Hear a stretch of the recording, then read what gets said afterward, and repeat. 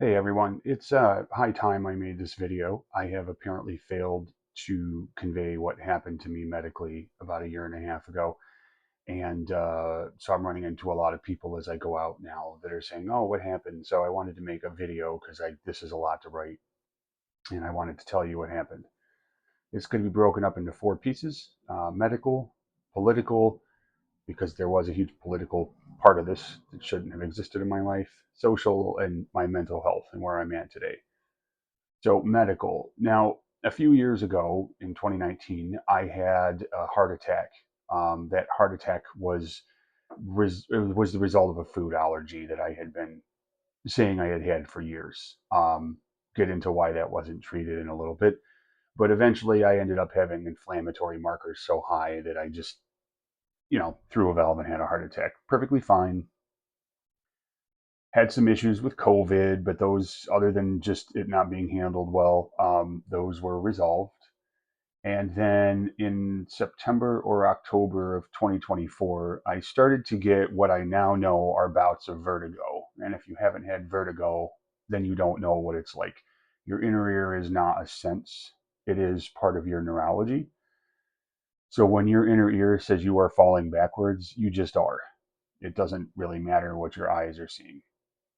So I went up to use the restroom one night and I felt very dizzy and lightheaded, and I kind of knew something was coming, but unless you're in that circumstance or have been in the past, at least you don't know what's happening. So long story short, I passed out, fell over, and I hit my head on the toilet.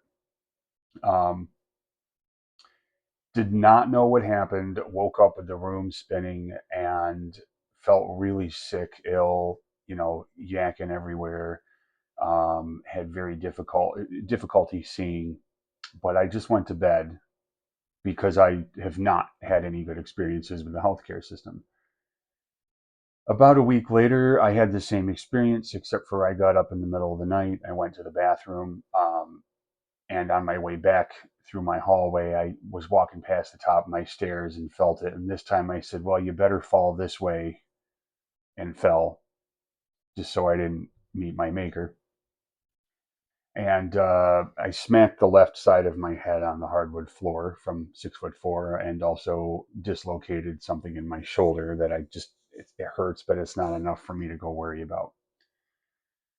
About a week later, I had made an appointment with my doctor about dizzy spells, but about a week later, I had what a doctor described as symptoms of neurological collapse. I was at work. I started to get, I can only see like this much of the world, spots, just spotlights of vision. I had no control over my lower body. My feet were on fire. Went to an urgent care, and I seem to have a habit of going to the urgent care when it should probably be the hospital. And I really don't remember anything. Honestly, I remember them saying, "Keep an eye on his heart. He's collapsing." And then I kind of blinked a few times and woke up. I had been taken by ambulance to Strong, where I was dumped in a chair. And based roughly on what I assume the time that happened was, I had been there 6 hours. Um, was not treated. I was treated like I was a drug addict, and at the time, I really didn't know what I was dealing with or suffering from. Had some events that I'll talk about in a minute in the ER, and I ended up just going home. I was told it was going to be at least 24 hours, and I wasn't sure what was going on, but I'll tell you, I felt so bad.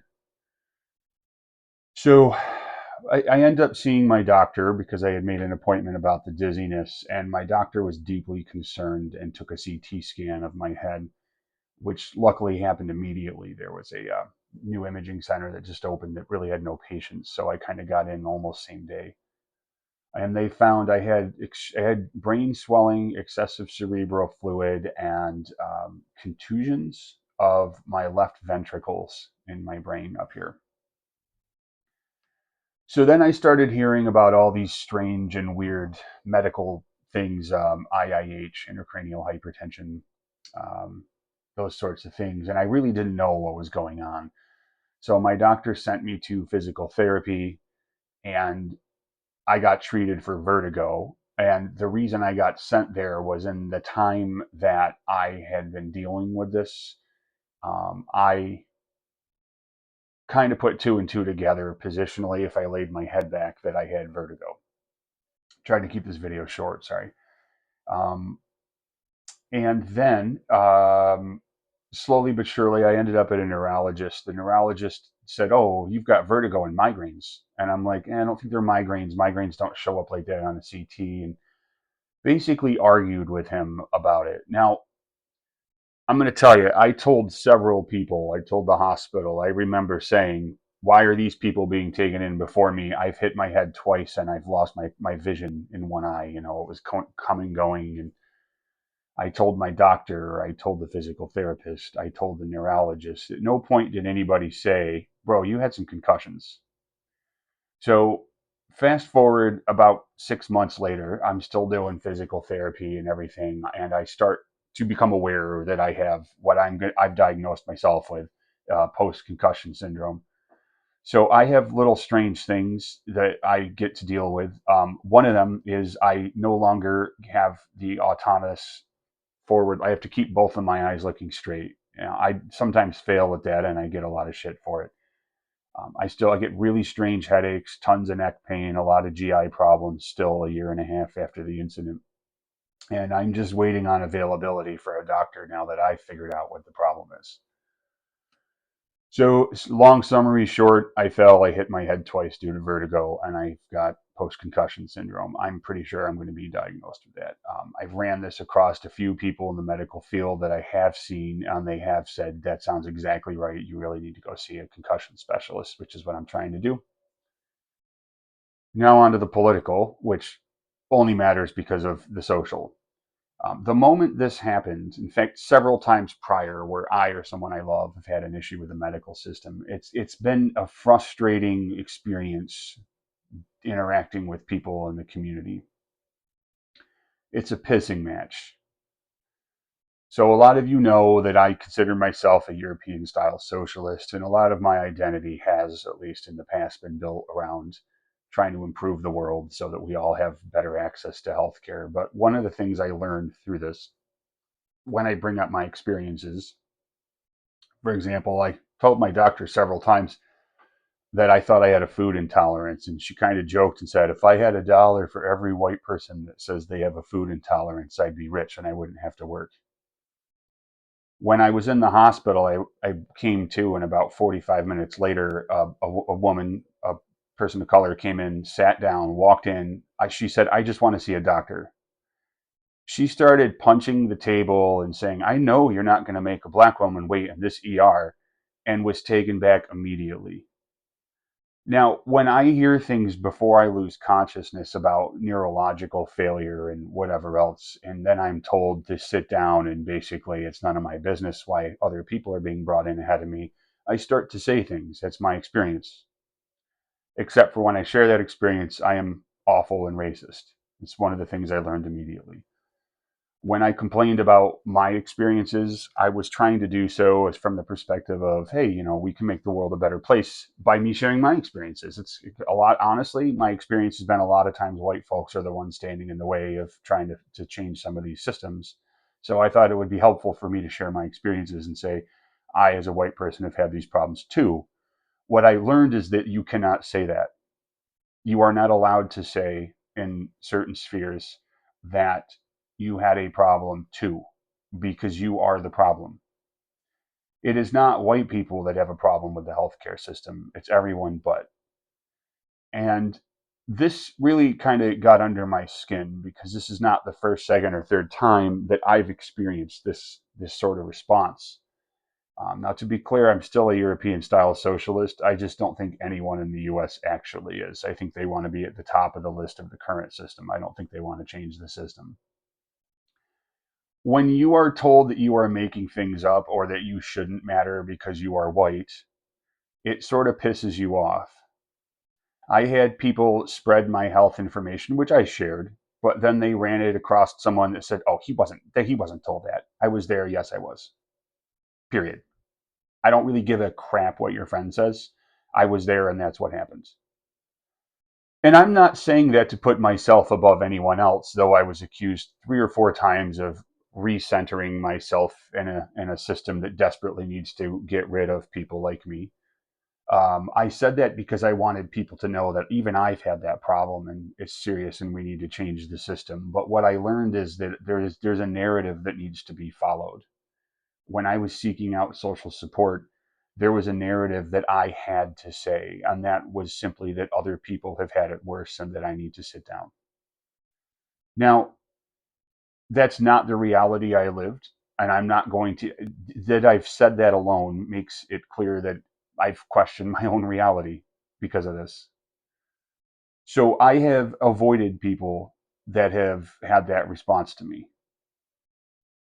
As a result, I have lost a significant number of friends, or at least interest in them being around me, because when the topic comes up, I can't complain. I'm not allowed to get support. And there's like little weird things that I live with every day now as reminders of this. If somebody tells me something didn't happen, I cannot let myself get upset about it because I start to lose the ability to see up here as my blood pressure increases. There's little things like that. Dealing with a lazy eye when I'm thinking or busy, and then being, it being joked about. These things hurt. So onto the social, I have removed myself, or at least stopped trying to censor and manage what I say around people, because I've had to accept that my experiences don't matter and the outcomes for me don't matter, which is a terrible thing to have to accept. Um, but it is what it is, right? So, I see people complain all the time and get community support about not getting immediately seen for things. And it's like, it's been a year and a half of living with brain damage. And I still am not seen and I have not been treated. There's a CT scan of damage. It's not like I'm, making this up. Um, but it doesn't really matter what physical evidence there is. It's what's more important is ensuring that I don't take someone else's place. And so I've learned and accepted that I matter less. And I don't need to hear people tell me that that's the wrong way to look at it because that's effectively what it is. And so socially, I'm not interested in being around people anymore. In fact, the reason why I haven't shared this information with the community at large and why my own mother didn't get involved is because I'm tired of the judgment and I'm really exhausted with being treated as if I'm stirring the pot and trying to make this about me. It needed to be about me for maybe 30 minutes. I just needed somebody to say, hey, this guy had 2 concussions, and I don't know what you do for a concussion because I'm an IT guy, but it still hasn't happened yet. And there's 2 months of my life where I don't recall signing contracts at work. I made the right decision. I did the right thing. I just don't remember the person. They shake my hand and say hi, and I'm like, what? There's like this weird hole where it's like who is this person? But then it's like I know them, but I don't know. It's weird. And so socially, I have isolated myself more than I would like. But a big part of it is I'm tired of recounting this story and having it slapped down. And I'm really honestly, um, I'm really tired of just the hurt from it. So, and that brings me to my mental health. Doing okay because what else are you going to do? But um, I feel very much on my own. I have no I'm okay. It's just this weird place where you feel like you can't be allowed to matter because if you matter, someone else will matter less, right? Um, so I've pretty much given up on the system. I've really given up on trying to make the world a better place, which is not like me. I mean, I've done an awful lot for my community, and I've really never even asked for any recognition for it. I've protested for gay marriage. I've been arrested for rights for people with disabilities. I helped start a radio station to give a voice to people, and all that has bought me no credit in sharing my voice and what's happened to my own health.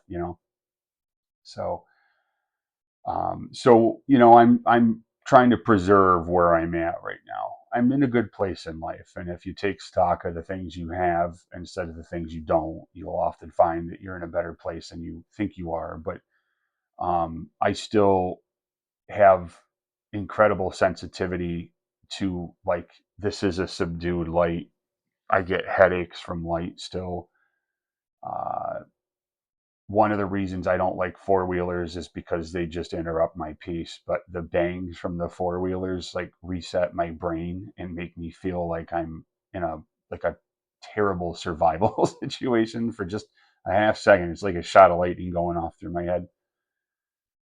Um, and ultimately living with that stuff really sucks. It's not good for mental health at all, but it's where I'm at. So what are you going to do? I'm still going to do my vacations. I'm still going to go hiking. I did a really nice hike in Las Vegas. I'm glad that I have good family around me. um, and I'm trying to just preserve where I'm at. I'm kind of not in danger of harming myself or anything like that. There's a huge part of me that I see that's shut off and probably is going to be packed away. In that I've learned the world does really not care about me. I mean, it really doesn't care about a lot of people, and that's not fair. And there's a lot of people that have gripes that probably do stand above mine, but that doesn't excuse what's happened to me either. One last thing to throw out there: a lot of people have said, why don't you sue? I've looked into it mostly because I feel like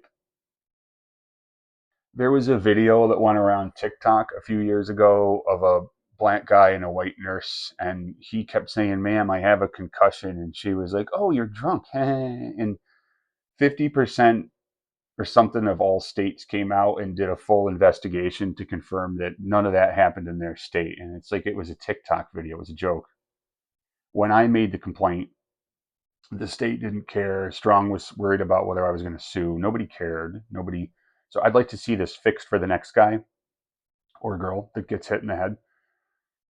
Because I think with all the drug addictions and things in our world, people don't have the patience to properly diagnose something. But why didn't I sue? Well, the reason is because you have to prove damages. You have to prove economic damages. You have to prove that that specific entity is what caused your damage. And you also have to do all of that with enough probability to make money so that the attorney can get a fee.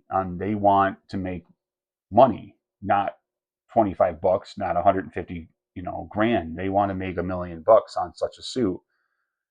And so they're not going to take cases like this. They're going to take cases where there's a social political reason to settle with few hours invested, or where there's clear and present evidence that something a person did caused that damage, and that you can add up all of what they were going to make for the rest of their lives. Dealing with weird ticks and flashes of lights and stuff is not going to get me any money. And I don't have, despite what some people think, an abundance of cash to go around spending thousands on lawyers every week to sue a company that has bottomless resources. So that's why I haven't sued. Bottom of the this is one of those symptoms. All of my sayings are confused now. Point: I'm okay. I'm alive. I still got it mentally. I'm still sharp. I just am not living the life I was living 2 years ago. And there's a lot of physical pain in my upper back and my neck. Um, Again, I have some GI problems. There are days that I can't be outside. It's just too bright, or I can't be out of my house because the noises are a little too loud or something. And those days are not really decreasing, but they're not the majority of my life. So that's where I'm at. Hopefully you made it through this video. Um, although I will say that my last complaint has been people have, shot first and asked questions later anytime I've tried to explain this, which is why we're at 20 minutes, because it's just quite the attention span to ask for. So if you did make it through, hopefully you heard every word I said and you understand my intentions. There's a song, "Oh Lord, Please Don't Let Me Be Misunderstood," which is I don't know the name of the song, um, but that comes to mind every time I talk about this problem. Anyway, if you listened this far, thank you. I don't know how to end a YouTube video because I don't really do that thing, although maybe I'll start. Thanks.